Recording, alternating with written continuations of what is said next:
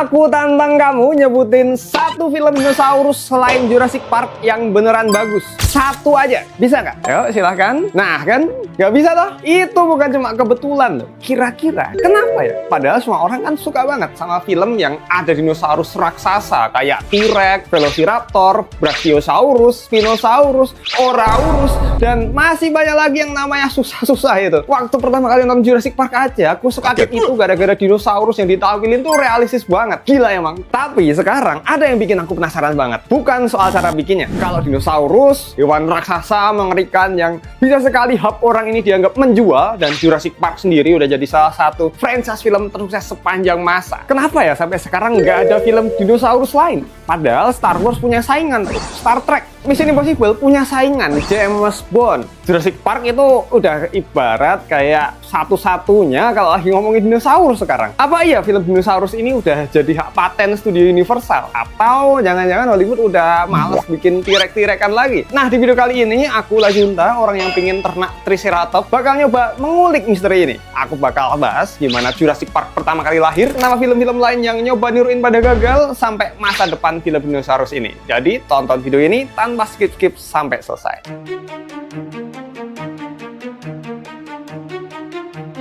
Sebelum lanjut, aku mau tegesin dulu satu hal penting di sini. Kita lagi ngomongin satu genre spesifik, film tentang makhluk purba besar, berbahaya yang pernah beneran ada di dunia nyata. Dan sekarang tiba-tiba hadir di tengah dunia yang dihuni manusia. Kayak Jaws lewat hiu putih besar, Lake Placid lewat buaya air asinnya, dan The Meg lewat Megalodon. Dan genre yang aku maksud di sini itu bukan kayak yang film animasi The Good Dinosaur, bukan film dokumenter atau serial TV, itu juga bukan ya. Bukan juga film kaiju kayak Godzilla dari Monsterverse, karena itu monsternya kan sci-fi ya, bukan makhluk yang pernah beneran ada di dunia nyata. Nah, dengan definisi itu sebenarnya ada film-film yang masuk genre ini selain Jurassic Park, tapi ya semuanya jelek banget. Dan aku buktiin nih, Prehisteria rilis di tahun yang sama dengan Jurassic Park, tahun 1993. 5 dinosaurus kecil nyasar ke basement rumah keluarga biasa setelah dicuri arkeolog jahat dari situs arkeologi misterius. Di sini dinosaurusnya lebih ke arah gemes daripada serem. Ini versi light Jurassic Park yang dibuat Charles Band dengan budget receh. Jelas gak bisa jadi tandingan. 100 million BC, ilmuwan militer ngirim tim Navy SEALs balik ke zaman kapur buat nyelamatin unit yang nyasar dari eksperimen time travel era 1940-an. Mereka balik ke masa kini tapi bawa pulang T-Rex yang nyasar, yang langsung ngamuk di jalanan Los Angeles. Kedengarannya seru kan? Sampai kamu nonton sendiri nih, CGI dinosaurusnya 2D.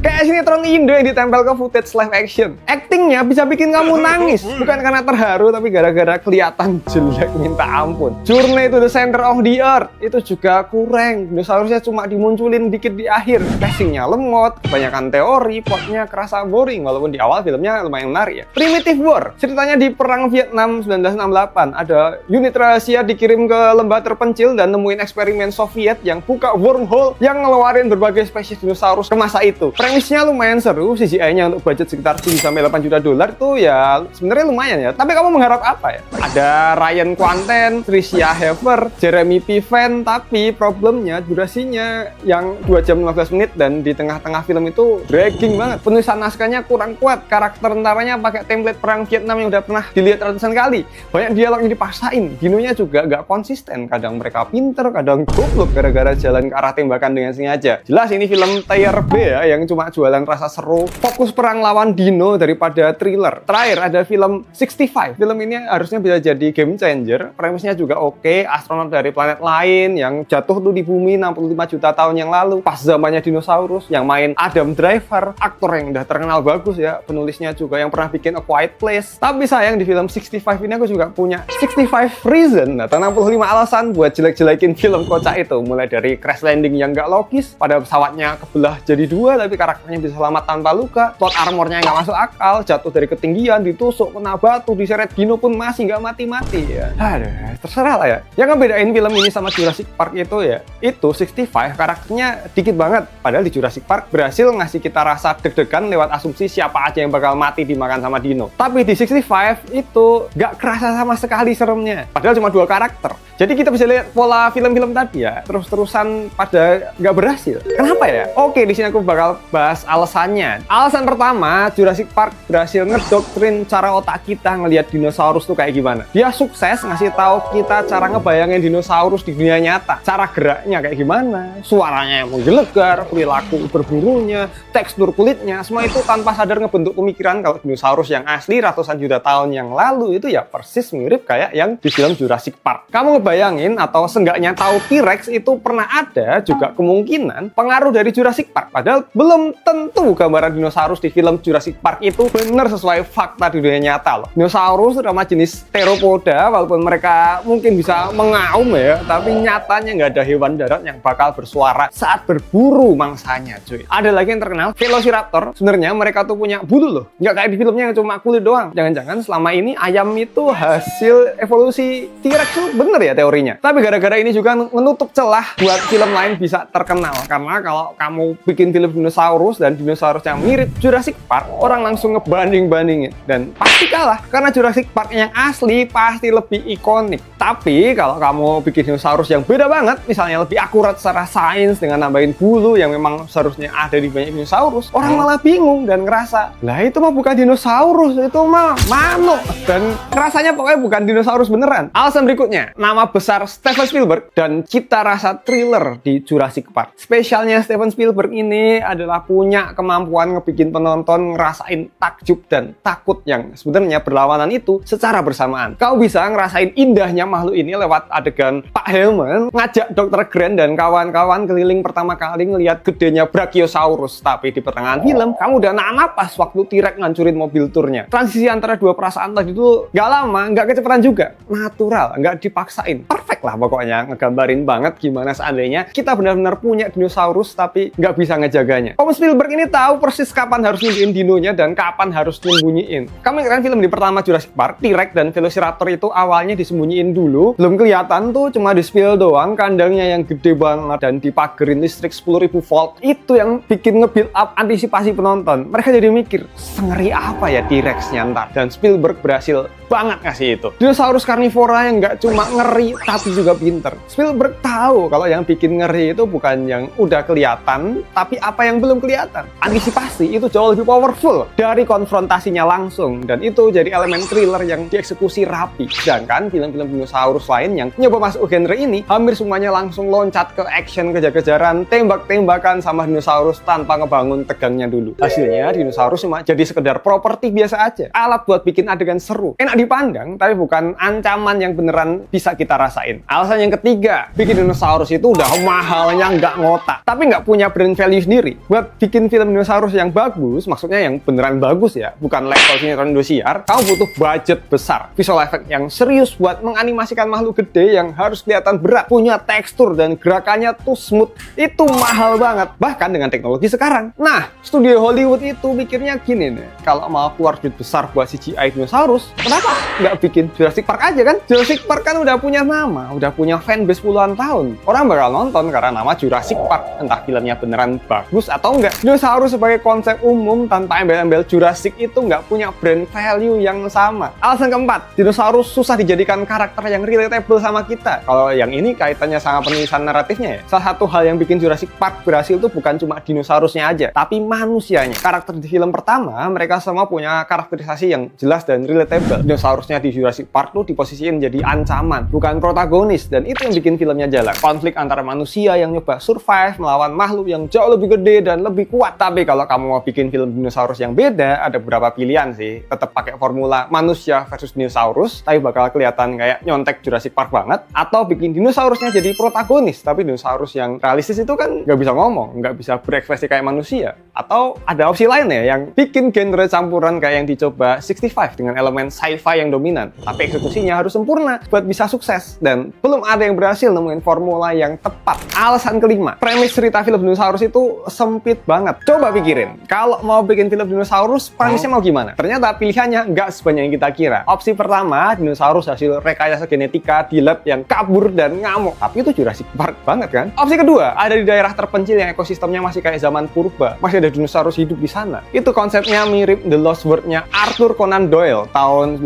1912 dan udah berkali-kali diadaptasi. Opsi ketiga, time travel. Orang modern tiba-tiba terdampar di era dinosaurus. Ini yang lagi dicoba di film The End of Oak Street yang kabarnya bakal rilis tanggal 14 Agustus tahun ini tentang sebuah keluarga yang tiba-tiba keteleport ke era dinosaurus. Kita tunggu aja apa mereka bisa eksekusi dengan oke nih untuk tipe film ini. Opsi keempat, space travel manusia di planet lain yang ternyata ada dinosaurusnya kayak yang dicoba 65. Itu doang pilihannya dan hampir semuanya udah pernah dicoba. Dibanding genre lain kayak superhero yang bisa dieksplor, ribuan karakter dengan ribuan kekuatan super yang backstory-nya macam-macam, atau horor yang bisa ambil dari budaya dan mitologi manapun di seluruh dunia, opsi dinosaurus kayaknya cuma itu doang. Terus kedepannya gimana nih? Aku kan pengen lihat film dinosaurus yang bagus karena ya tahu sendiri ya, Jurassic Park di beberapa film terakhir itu udah turun terus kualitasnya. Tapi alasan-alasan tadi akhirnya ngebikin kita cuma punya seri Jurassic Park sebagai tontonan dinosaurus yang layak. Tapi kamu kepikiran nggak sih, walaupun Jurassic Park ini sebagai pilihan satu-satunya, apakah beneran sebagus, sewow, dan setanpa celah itu?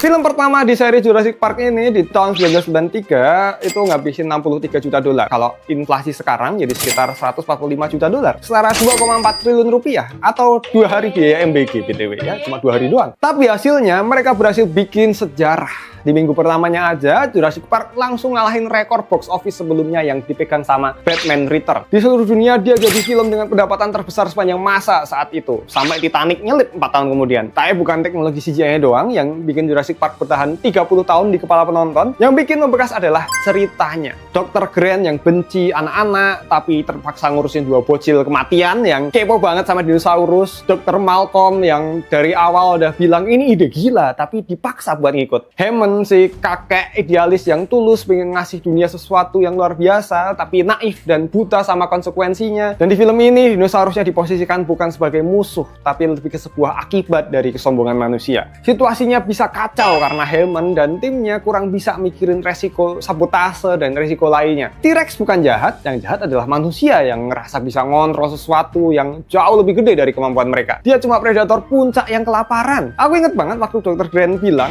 T-Rex tuh nggak mau dikasih makan, dia maunya berburu.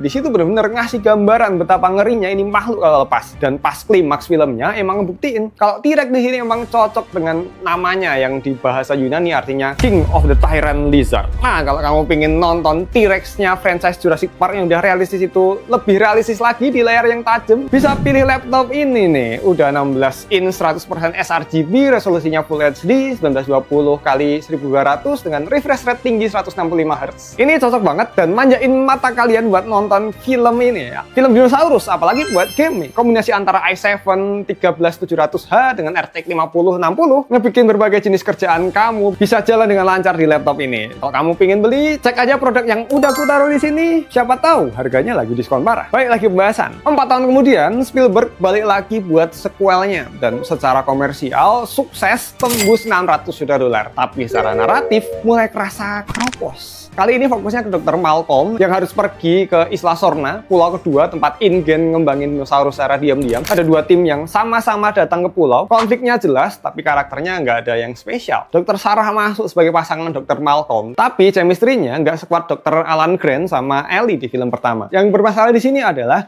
ceritanya nggak konsisten. Adegan nyelamatin bayi T-Rex itu goblok menurutku, karena kayak tolol aja, udah tahu pasti bakal marah ya ini maknya. Tapi hanya karena aku adalah pecinta binatang, tidak peduli anak T-Rex akan aku selamatkan. Akhirnya satu tim hampir mati semua tuh. Tapi setidaknya setengah filmnya tetap bagus kok. Tegangnya ada, momen dinosaurusnya itu oke banget. Terutama mereka masih bisa konsisten ngebuat T-Rex begitu mengerikan pas adegan mobil trailer yang lagi ketarik-tarik itu mau masuk ke jurang. Terus pas Dr. Sarah hampir jatuh dari tebing. Nah, setengahnya lagi alias bagian akhir itu kerasa aneh. Mulai Dr. Sarah yang on banget, bisa nggak inget di bajunya nempel darah bayi T-Rex padahal dia ahli hewan. Anda kan habis dikejar T-Rex nih, tapi masih belum sadar juga kalau T-Rex bisa nyium bau darah dari baju. Kayaknya itu gelar dokternya palsu kali ya. Kayak pejabat kita yang demen gini gelar. Terus si Kelly bisa nendang Velociraptor pakai gerakan akrobat. Terus Velociraptornya kepental jauh nancep di kayu tajam. Kesannya kartun banget dan kok bisa tiba-tiba ada semacam kayu tajam di situ. Satu lagi pas T-Rex lepas di pelabuhan San Diego. Padahal T-Rex-nya aja masih belum keluar kargo kapal. Kok bisa kru kapalnya mati duluan tuh gimana? Kemakan siapa? Kalaupun dimakan dinosaurus lain, kok bisa? Nggak ada penjelasannya juga. Dan mulai kelihatan nih film bakal kehilangan arah. Dan lanjut yang berikutnya nih, Jurassic Park 3.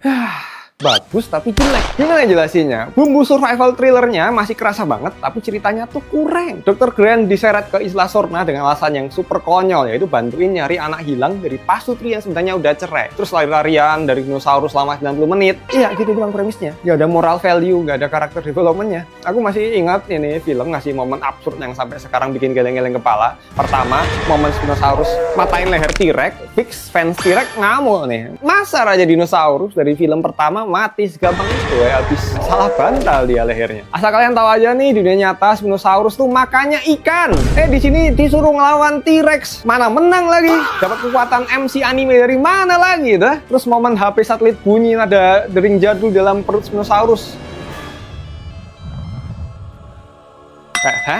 Kok bisa sutradaranya mikir adegan sekartun ini? Nokia memang kuat banget sih, tapi kayak mau iklan Nokia banget ya. Bertahan kena asam lambung dinosaurus. Keren banget Nokia 3310. Dan tentu saja adegan paling bikin ngamuk dan bikin ngakak aneh. Velociraptor ngomong.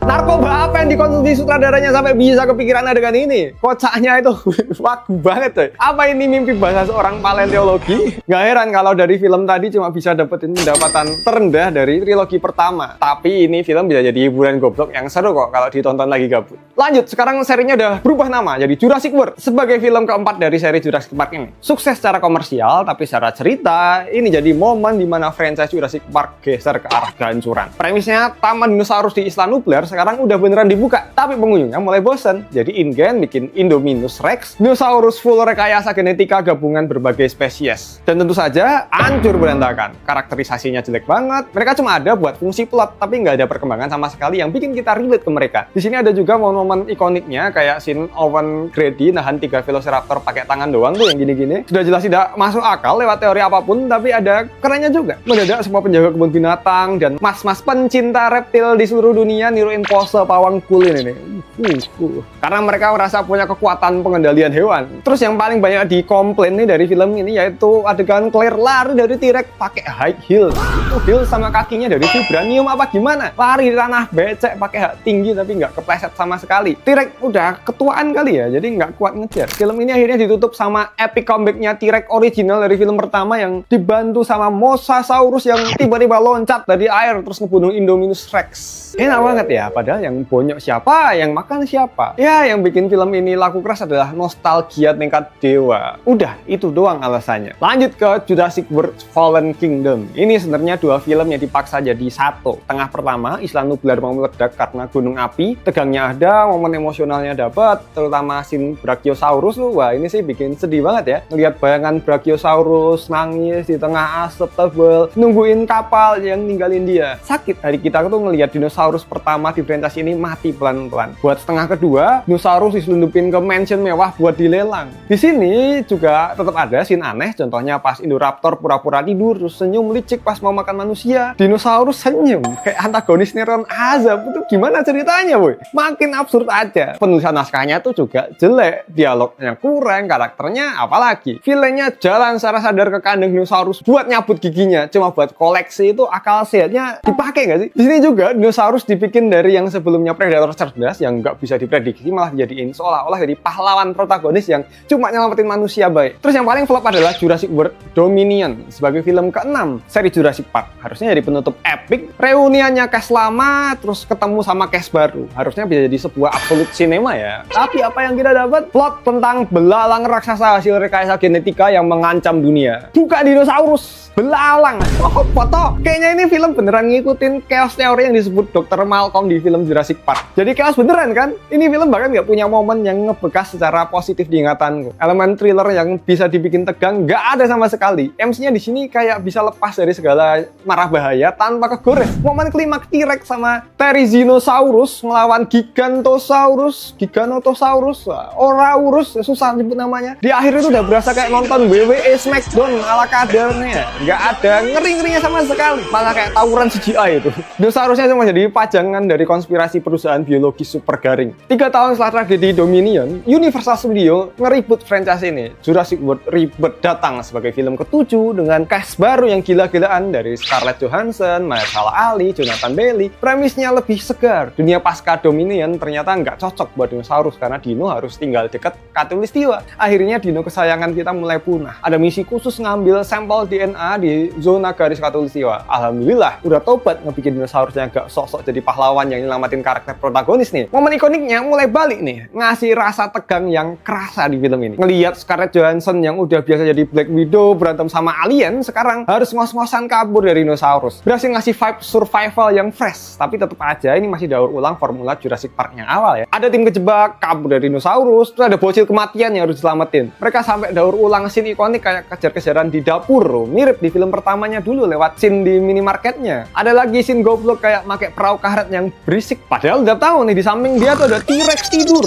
Aduh, aku cuma pengen film dinosaurus yang karakternya nggak goblok tuh bisa nggak sih? Terus ada scene T-Rex tadi itu ngegigit perahu karet tapi perahunya nggak kenapa-napa. Coba pikir sendiri deh. Itu bukan perahunya apa? Apakah perahu yang seperti yang ku taruh di sini produknya? Siapa tahu harganya lagi diskon tuh.